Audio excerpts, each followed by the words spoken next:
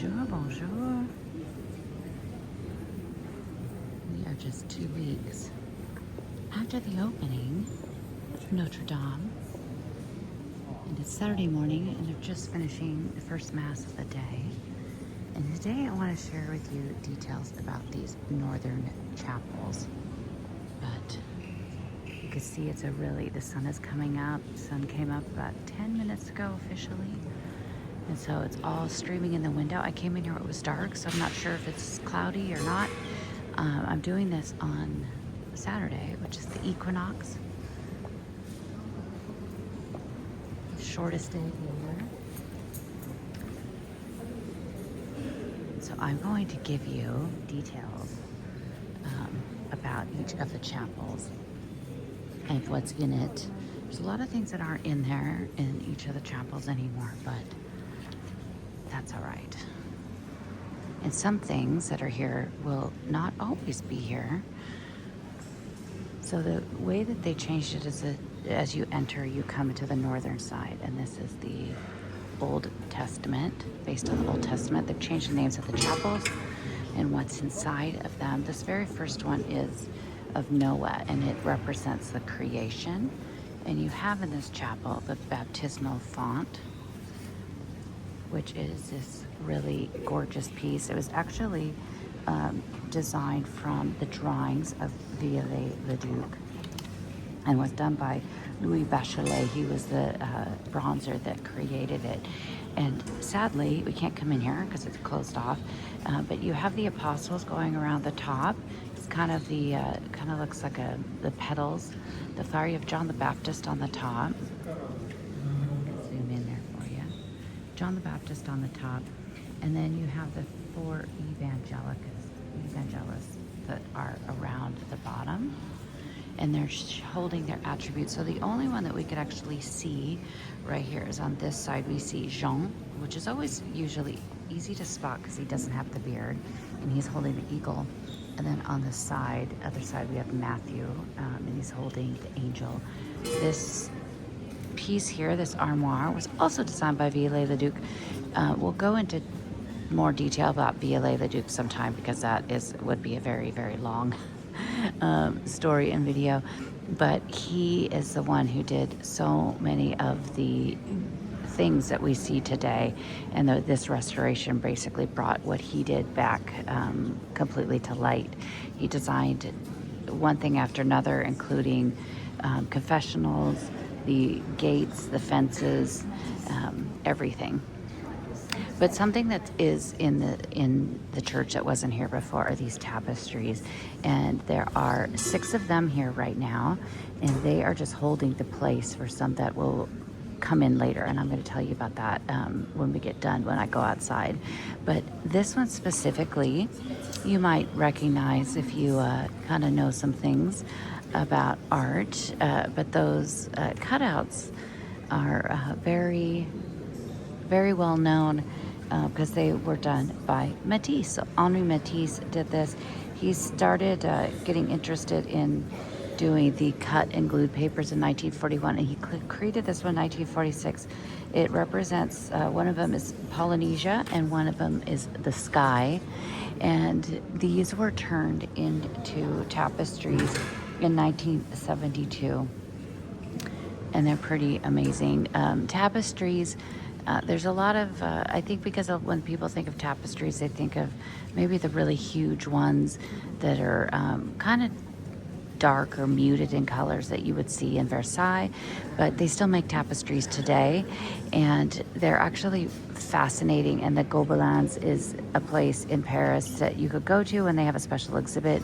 They are the ones that I did a whole piece about the paintings that were in Notre Dame that have all been restored, and we'll see some of those today. But I'm so glad we had that chance to see it in the exhibit, because you got to see them, at eye level, so much easier than what you'll see when I show you in a second here. But I love these pieces, and all these tapestries, again, are holding place for something that's coming up years from now.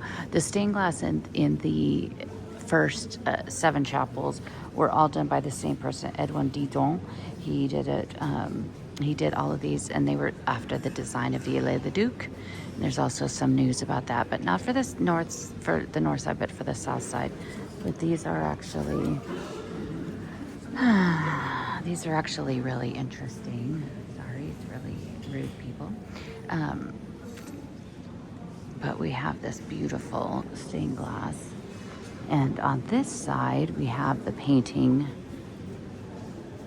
This is not one of the LeMay paintings, but it is by the two of the Nave brothers, and it represents the birth of the Virgin. So you have Saint Anne, and this was done in 1640. The Lalande brothers, this was Louis and Matthew. There's three of them. They all have the very same similar style, and you can see a bunch of their pieces also in the Louvre as well.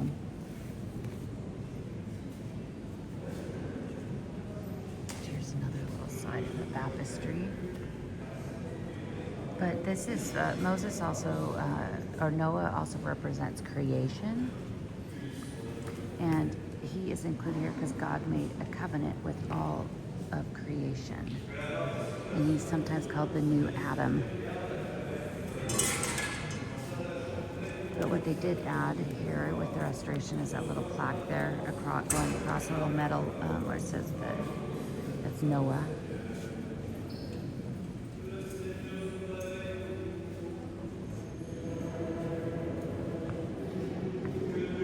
But these windows are great because they're really beautiful, but they also let in a lot of light. And the chapels themselves at first were not planned. So that wall back there goes to the 12th century, which is pretty amazing. And you could go in the other chapels and even touch that. But the chapels weren't originally planned, and it was actually the different guilds and very wealthy donors that actually spurred the church to put these in and actually paid to have them done. But the chapels here on the front side of the nave chapels, they're called, very different from the back side, and we'll do those a different day. But those are the ones that have all the gorgeous painting in it. But let's head to the next chapel. What's great about this one is, and the next few, you can actually step inside. So this one is the Chapel of Abraham. Before this, it was the Chapel of St. Charles, and before that, Saint Georges and Saint Blair. And this one represents blessing in this chapel. We have our first LeMay in here as well. And then we also have a sculpture that was not here earlier this week, but it represents St. Francis of Xavier, and it's a baptism of a missionary. And you could see the jewelry and everything on there. Again, with these other fantastic windows. And here we could get a little bit better view of the detail on the chapel windows. Really gorgeous, beautiful colors. I also really love these little cutouts and the details here. Look at how, and some of them have even more detail. Really great. And so here, here's a wall that it's cold. 12th century. Can you just think about that for a second? We also have some painting that they've restored in these chapels. These chapels at one point were all painted, but they were whitewashed during the Revolution, and then especially under Napoleon. He really went through, when he wanted his coronation in here, he went through and really whitewashed this. It's hard in these chapels because they are small to get a good vantage point. But here we have another tapestry. This is the Oak of Marne and Giotto, and this is, these are really cool. Like, before I was like, why are these here? But then, of course, when I learn more about them, I love them. And you can see the artist's signature. This is done by Pierre Baraglia, and he was born in 1930, and he's still alive. Rarely do I get to talk about people that actually are still living. But these are really beautiful. He was, of course, inspired by Cézanne and Matisse. He started creating paintings that he would cut up his own paintings and those of his relative, and then he would paste them back together. But again, he's still alive. But this was manufactured in the Beauvais at the national manufacturer. So again, there's 3. Gobelins, Beauvais, and the Aubusson is a private one. But I love the colors. The blue is really beautiful. And then on this side, also all of these altars that you'll see, some of them are a little bit more decorative. All of these were also done by Viollet-le-Duc. Definitely inspired by medieval architecture. Viollet-le-Duc was also a self-taught artist.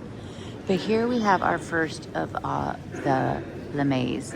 And again, I did a whole episode and also an episode of the podcast, and I've been obsessed with these paintings for absolutely forever. But this one is the conversion of St. Paul. It was done by Laurent de la Hire, and it's the May of 1637. So a little background on the Lemays. Every year on May 1st, the Goldsmith Guild of Paris would donate one large painting. They had to be of a certain size. The archdiocese would work with them to decide on the theme. They'd commission an artist a year in advance, and that artist would have about 10 months to complete the painting, and it would be given on May 1st and hang next to the altar, on the column next to the altar, kind of where right now where we also see the statue of the Virgin, the Madonna, the Virgin of the Pillar, it's called.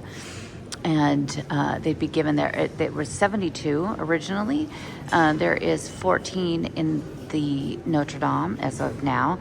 There were 13 before the fire. They've added a 14th one, and they are predominantly all in the nave chapel. So the 6 on this side are 5, and then you have 7 on the other side. Each one of them has a painting.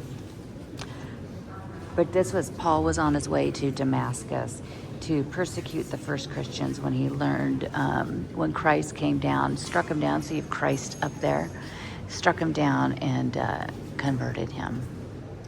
Most of the paintings have to do with Paul or Peter or Paul. But see, I mean, this is, it's just, I'm so glad I got to have the opportunity to see these. And we're going to do an episode of the podcast all about these chapels. And so I'll put better photos that I was able to take up close. Again, we have some of these fantastic benches that were made, these oak benches that were made just for the opening. But I'm happy that the statue has come back. But you could see the little marble. Some of the things that are missing is all of these chapels used to have reliquaries. Some of them had crucifix. Some of them even had mausoleums and had plaques, and those have not returned. So I don't know if they're just not bringing them back. I would hope that they would, because there's just not as much detail in these chapels as there were before, which is kind of a bummer. Now that Mass is over, it's much busier with people milling around. I'll show you over here. You really don't need to have a ticket. If you do have a ticket, you'll get in once the doors open very, very quickly.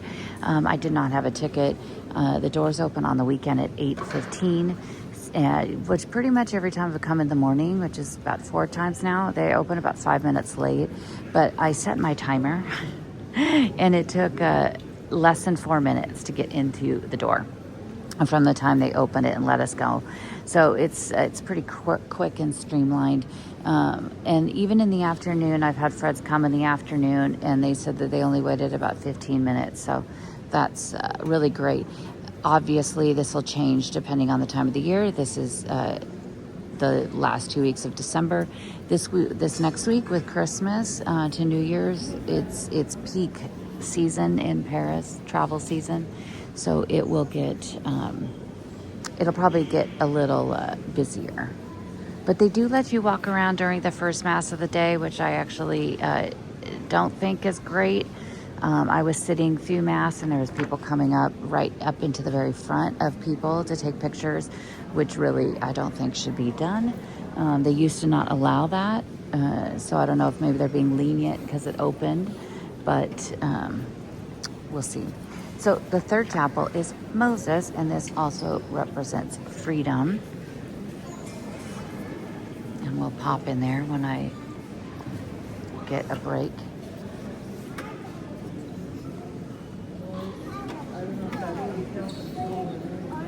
And these cute little ones. The candle system here is pretty great too. But he was chosen because God frees the people of Israel. This little cute little thing with a Paddington Bear.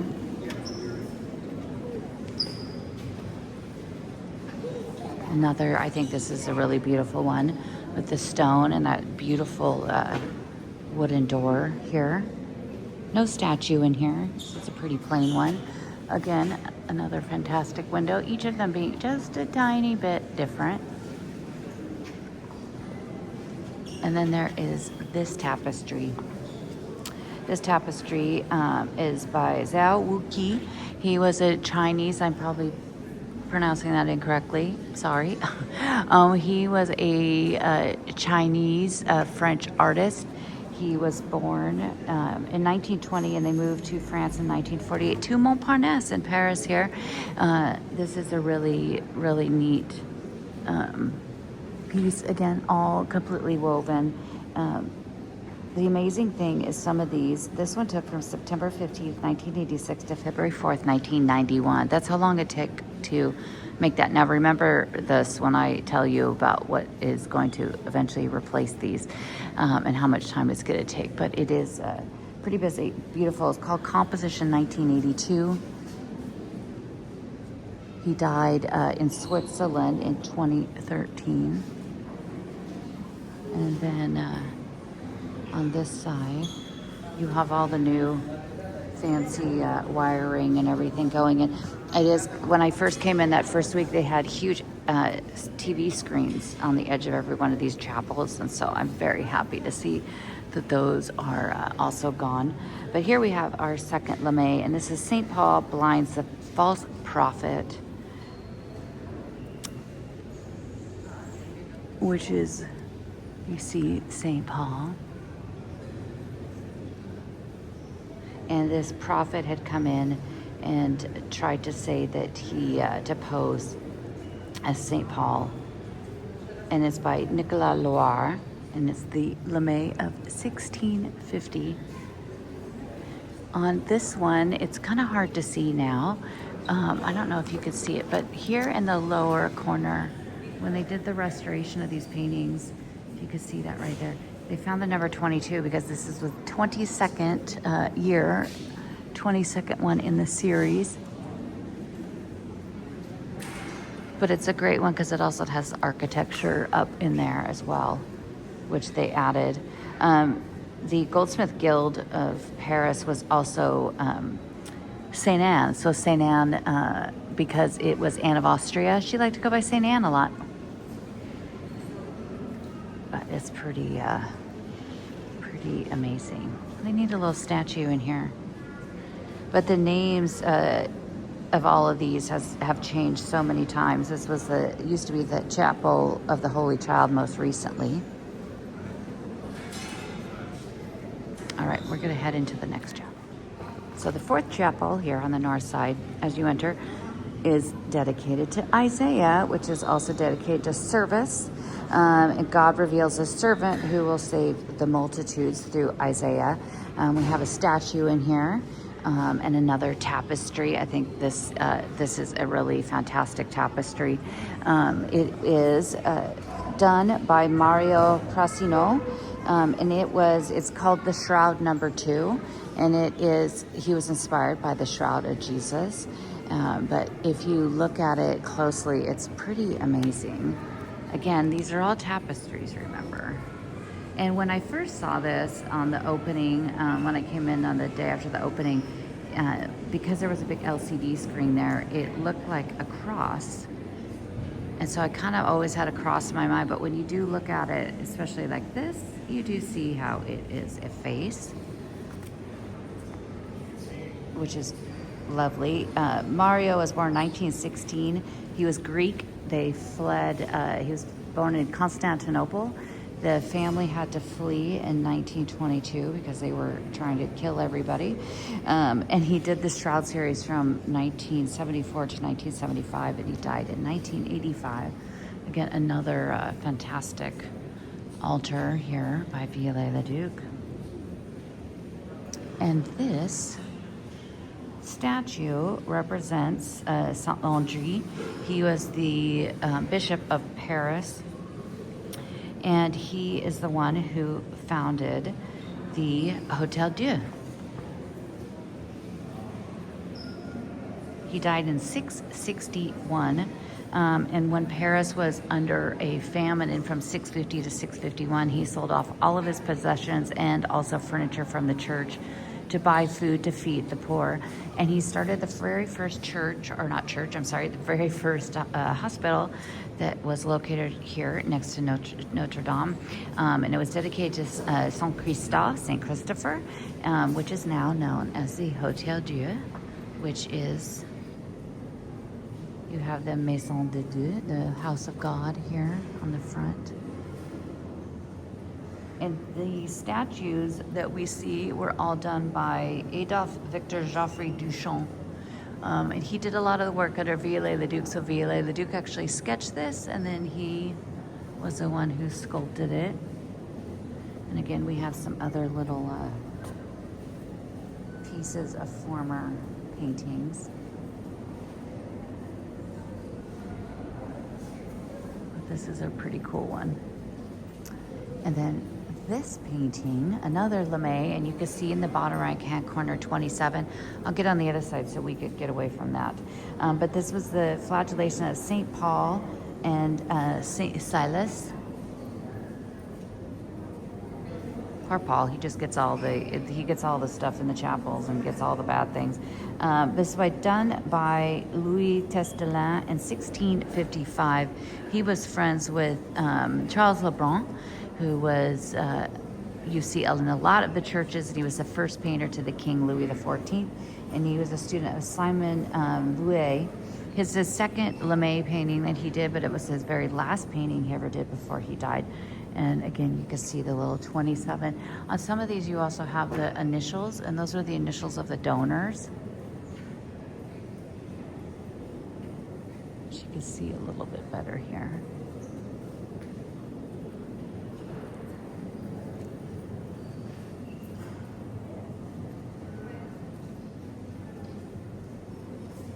But if you had seen a lot of these these paintings before, they were in such horrible condition. And as you can see, because they are up so high, and sometimes, especially on the south side, the chapels are closed off so we can't go in them. And they'd be up high, and it'd be so dark and so dirty, it was almost impossible to see.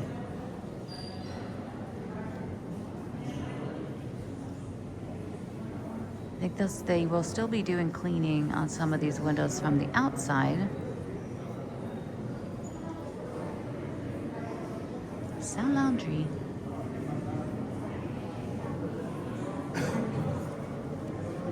All right, on to our next. I love the little pulpit up there. So beautiful. I actually found a ton of photos I took in 2018 of the inside of Notre Dame, and I am going to share those all really soon. But I was actually, it wasn't as dark as I think we think it was. When I found a bunch of pictures, of course, it was gray, but I had quite a few pictures where it wasn't exactly, if you go into churches like Saint-Eustache, Saint-Eustache is probably, I think, the darkest as far as the stone. Saint-Sulpice is another one that in spots is pretty dark, but this wasn't as horribly dark as we think. I think our mind plays tricks on us because it's been such a long time. But I will post those. I'm going to try to actually get some of them and do before and after. Here's also the Stations of the Cross. I had somebody asking me where those were. You have the Stations of the Cross here going on the columns. Now this next chapel is David, but the tapestry in here is one that I love, and I'm now become obsessed with yet another thing. So this is David, and he was, of course, the king. Sorry, I didn't want to run over somebody. And David is also, here it's also representing prayer in this chapel. Here's another fantastic altar. But to David, God inspires the Psalms, and I'm just obsessed with this tapestry. So this tapestry here was done by a Benedictine monk. His name was Dom Robert, and it is gorgeous. And I'm gonna put a link. We're gonna have a bunch of this information, and I'm gonna put a link on my website for you to go and look at what this Benedictine monk did, because his pieces are amazing. He did one that's called Notre Dame that has a woman in the center. He does a lot of flowers and foliage and animals, and this is supposed to represent the monastic morning prayer. These are seedlings, and they look like, what is it, Queen Anne's lace or something like that. Something that was very abundant in the Pacific Northwest. It kind of reminds me of that, but it also kind of reminds me a tiny bit of hydrangeas before they're fully bloomed. But isn't this gorgeous? But you have to see the other stuff he did. He also there's a museum dedicated to him in the south of France, which I now have to go to. But I love the stuff that he did. But David was also a king, and he was a poet in the 10th century. And there is some of the kings outside. There are some of those 10th century BC, that is. There's the kings of Judah on the outside. He and Solomon, which is our next chapel, are actually right above the door as you enter. But here, look at this one. I love this one with the smaller Corinthian columns and very Gothic. But again, 12th century. Here's a confessional done by, you guessed it, Viollet-le-Duc. And then our Lamé of 1702. This was the sons of Sceva beaten by the demon. It's from the Act of the Apostles. The sons of Sceva were imitating Paul, and a possessed man throws himself on him. And up there above, oops, my gimbal just decided to turn off.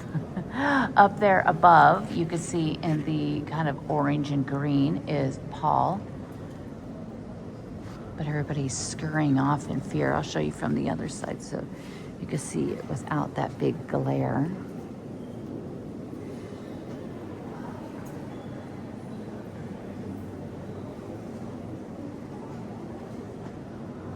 I'll put a link to the video I did of the Lamés down below so you could also see that. But again, another fantastic window. And one more to go. It's actually two, but the last one is, there's not much to it that we could see. So this one is, the sixth, this is Solomon. He was the king and the master of wisdom. 10th century BC as well. God gives wisdom to all people. This used to be Saint Landry, who we met in that sculpture back there. It represents wisdom, and he was the fourth king of Israel. And I'm waiting a second to go in there. I don't want to bother somebody praying, but this is a good view to get to see this tapestry, which is by Georges Braque. He became interested in tapestries in 1961. He died in 1963. This was created after his death, and it's just called the composition bird. But I love the little bird. Looks like he's happy and flying away there. Again, this is the biggest of the tapestries. You can really tell that it's a tapestry because you can see like the movement of it. My other favorite tapestries are in the Louvre, in the Galerie des Palais, but you wouldn't really know those were tapestries because they are in frames. Another beautiful window here. Zoom in on that for you. Look at all the details. So great. And I love the way that the statue, another statue by Duchamp, but it is Charles Borromée. He was from Milan. He was the nephew of Pope Pius VI, and he lived from 1564 to 1584. And it's in the effigy of the canon Charles de Place, who worked for the Archbishop of Paris in 1863. And I love that he is looking up towards the bird. And another altar. That beeping is for the candles. Another altar by Viollet-le-Duc.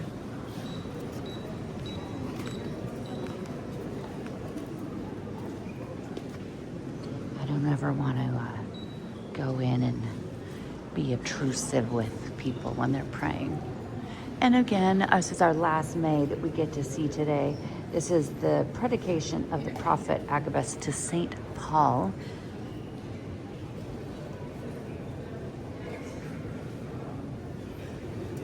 By Louis Charon. I was just looking at all the beautiful red. 1687. It's a little known episode of Acts of the Apostle, and it was a prophet named Agabus in the center and the Holy Spirit above. So you see the Holy Spirit there at the column. This is the only one of the paintings that actually has the Holy Spirit in it, of the Lamés, of the entire 74. But I love the statue because I love the details down below with the cardinal hat on it and the sculptures of the little angels. But Geoffrey Duchamp also did the statues of the 12 apostles that will go back eventually up onto the roof. He did the rooster, the one that fell. He did the rooster. He also did the crown of thorns reliquary. So he was a busy guy under Viollet-le-Duc. Oh, now actually, so the windows on the other side are the ones that are going to be replaced. I'll tell you more about that outside. But the last chapel here is kind of one we can't really see. So it's dedicated to Elijah. It is a confessional, but look at how beautiful this wood is with all of the stained glass. There is a statue of Saint Anne inside there. I don't know if it's you can't really see because of the glass. Again, by Duchamp. And Elijah is about reconciliation. So if you come in here, this should be, well, no, it'll open shortly. As far as a confessional, on the exact opposite side is another confessional there as well. And has a Viollet-le-Duc altar in it as well. But I do love the wood. And another fantastic stained glass. Get back a little farther. We will be definitely doing a few of them about the stained glass as well, because the stained glass that's in here, and depending on when it was, if it was medieval or Viollet-le-Duc, and then also the stained glass that used to be here. We'll do all of that. And we'll also do the back chapels. We're going to do it all. We're going to just do the whole entire thing. And here you have the transept. Those little rosette windows up there, you can see, those were re-added. Those were, when they built the cathedral in the Middle Ages, those were added in, and then they were later taken out, and Viollet-le-Duc decided to put them back. And you see the stained glass behind this side.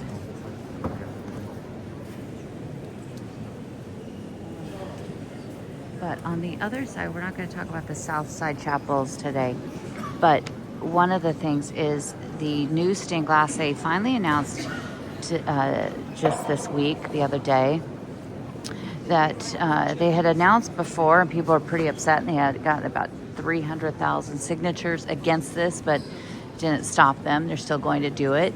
They are going to take out the windows here on the other side, and again, you have most of them where they're just kind of these designs, but the one straight ahead in the middle is the tree of Jesse, and that's actually going to be kind of a shame that they take that out. But you can see all the other ones are kind of the more with clear glass.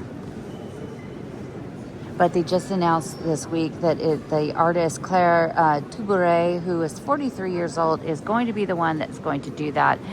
And those will be replaced in 2026 with these windows coming out and going into the Hotel Dieu, where they're going to build a museum into the hospital, which isn't really used anymore. But look at how beautiful.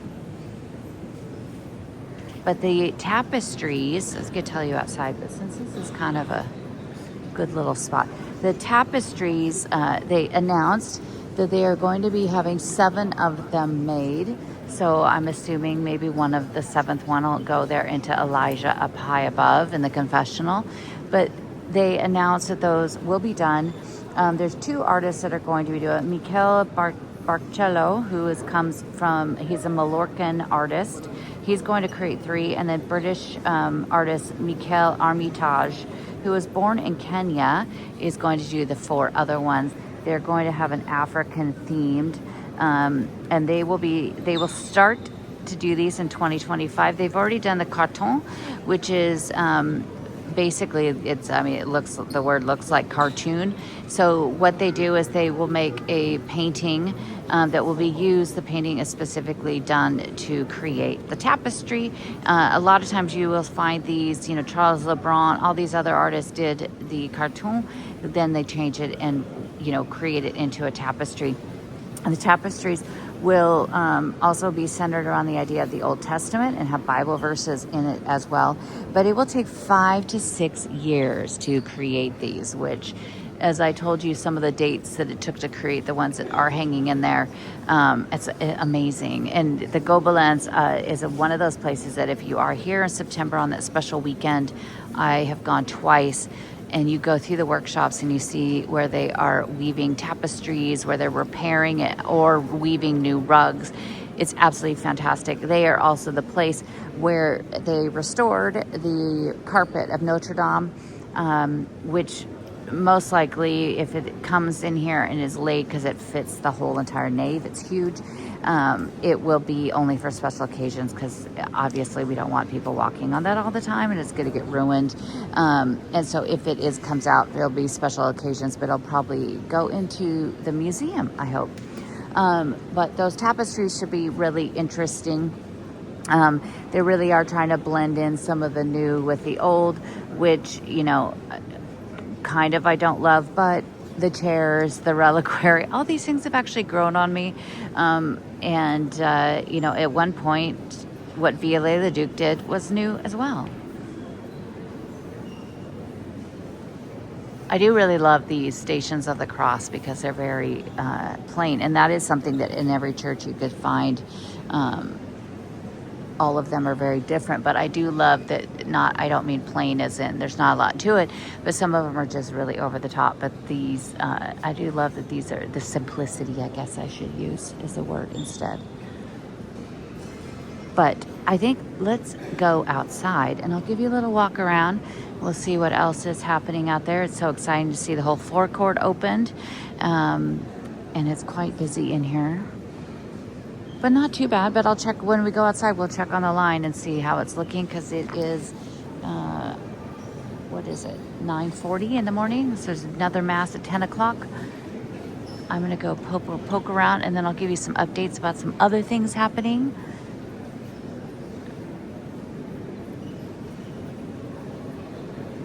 But she's back. It's all back. It is nice to know that I could just walk down the street. Be here. I could get down here in about 9 minutes from my apartment and walk right inside here. But isn't it? Oh. I can't stop.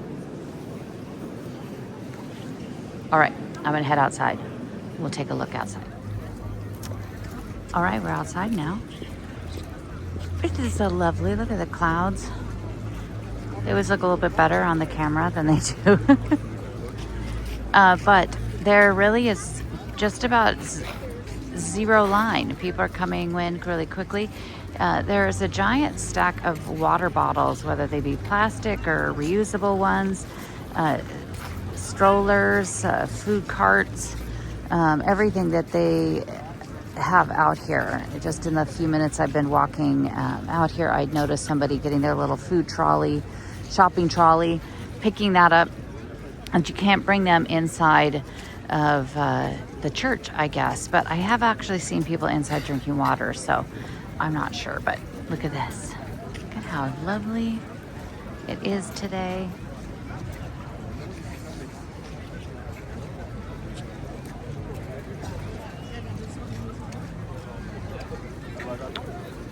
Oh, I think I was going to say let's check on Pont Zero, but there's still a plaque over the medallion. But it's not too bad. I mean, there's actually less line right now than when I got here. So you'll be able to get in. You could see actually how quick people are going. There is security there. They actually wanted to look inside everybody's bag. That's the first time in 2 weeks they've done that. They just usually have this little thing you walk through, and then there's the two gentlemen right in front of the door, and they look and they'll either say yes or go over to the side. But today they were actually having everybody look in the bag. They were looking at everybody's bags and also opening up your coat. Good security. But let's walk around the side, and I think we'll actually do the south side because the north side's really we're not really doing a whole lot on that side because the scaffolding that's there is going to be there for a while. And I was noticing when I stopped, when you look up here to the south side, but because the light is shining in through the windows, you also see where the scaffolding is from inside the church. But, oh, you know what? Really quick here though. But up here on the front, you have the Kings of Judah, the 28 Kings of Judah, done by Viollet-le-Duc. Let me show you. Let me show you this handsome chap. So see where it sticks out a little. So count from the guy sticking out, two to his right. Second, with the guy with his right hand kind of up against his chest. That is Viollet-le-Duc. But in the center here, very center, straight up from the tip of the Last Judgment, that is Solomon. And to his right is David.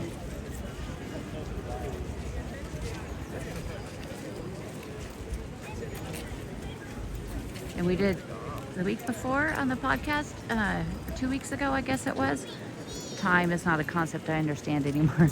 But we did a whole thing about the original statues and where you could find them and the story of how they were recovered. But they're pretty fantastic. But I'm going to take you. I'm going to get on the other side of the crowd, and we'll look a little bit at the south side. I'm waiting that the bells will ring. The bells around the corner are ringing. But look at how beautiful the sky is. I think the last time I was here was Tuesday.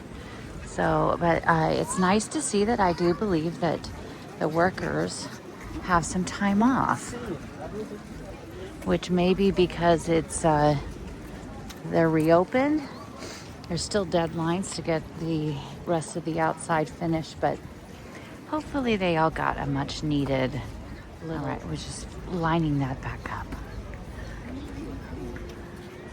It is chilly, but you